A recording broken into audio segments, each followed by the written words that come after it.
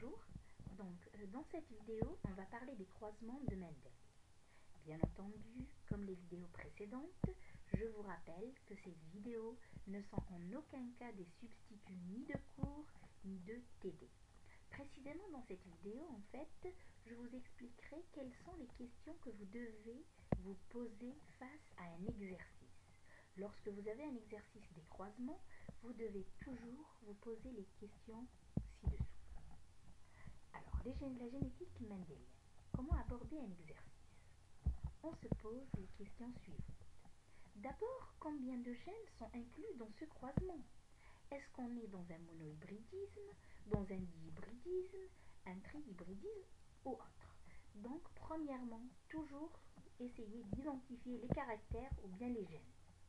Donc, monohybridisme, ça veut dire un seul gène, dihybridisme, deux gènes. Ensuite, une fois qu'on connaît le nombre de gènes, on doit identifier les allèles. Par exemple, le gène 1, il a deux allèles. Exemple, une couleur. Le gène 1, c'est la couleur. Donc, l'allèle 1, c'est la couleur rouge. L'allèle 2, c'est la couleur bleue. Ensuite, une fois qu'on a identifié le gène avec les allèles, on doit d'abord déterminer quel est l'allèle dominant, quel est l'allèle récessif, ou bien s'il y a dominance ou pas, s'il y a codominance. Je prends un exemple assez simple. En général, soit c'est cité dans l'exercice, ou bien on doit le déduire par le croisement qui est donné. En général, on vous dit deux souches pures sont croisées entre elles. Une souche, par exemple, de fleurs blanches avec une fleur violette, on obtient à la première génération 100% de fleurs violettes. Donc, deux souches pures croisées entre elles, on obtient 100% du phénotype dominant et de génotype hétérozygote. Et ça, c'est la première loi de Mendel. Donc ici, le génotype est hétérozygote et le phénotype dominant, c'est le violet. Grâce à ça, on peut donner les symboles dans l'exercice. Ensuite, une fois qu'on a donné les symboles, on a identifié nos allèles et nos gènes, on se pose la deuxième question. Est-ce que les gènes sont portés par des autosomes ou bien sont portés par des gonosomes, des chromosomes sexuels? Et là, bon, vous connaissez chez l'être humain, ça ce sont une représentation de deux karyotypes différents chez l'homme. Donc vous avez les chromosomes sexuels XX pour la femelle et XY pour le mâle. 22 paires d'autosomes et 2 chromosomes sexuels. Alors, pour connaître, juste je reviens ici sur les chromosomes sexuels ou autosomes, comment on connaît? En fait, lorsque le croisement ne répond pas aux lois de Mendel, cela signifie que c'est un croisement qui est porté par des hétérosomes. Les lois de Mendel s'appliquent aux autosomes. Ensuite, une fois qu'on a déterminé, par exemple, on est dans le cas d'un dihybridisme. On connaît nos gènes, on sait qu'ils sont par exemple portés sur des autosomes. On se pose la question suivante. Maintenant, ces gènes-là, est-ce qu'ils sont liés ou bien indépendants? Et pour cela, on a plusieurs méthodes.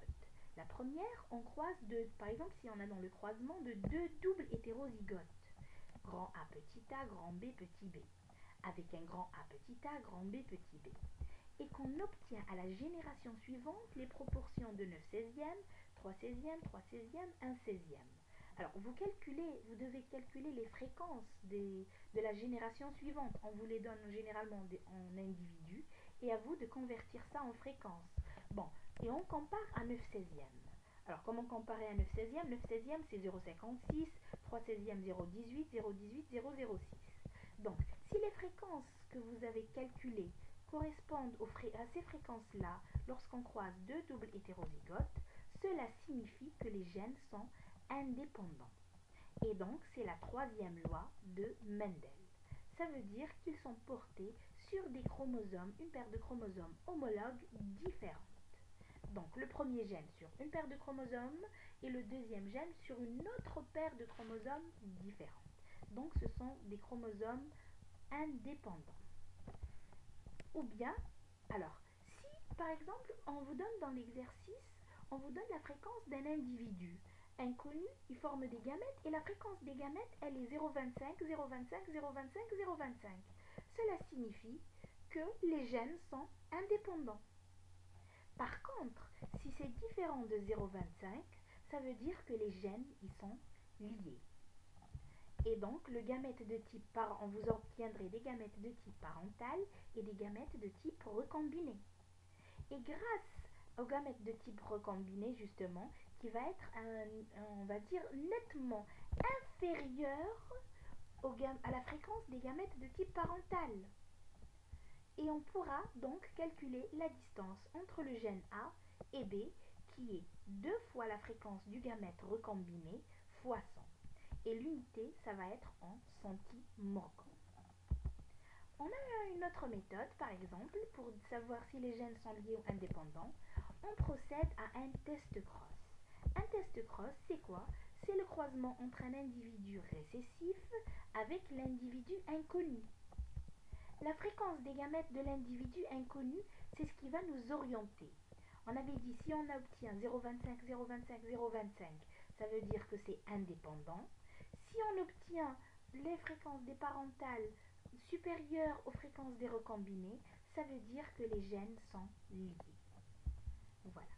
Donc, la fréquence de la génération suivante. Alors, je reviens ici. Pour le test cross, la fréquence de la génération suivante, donc les individus obtenus à la génération suivante, est égale à la fréquence des gamètes de l'individu inconnu.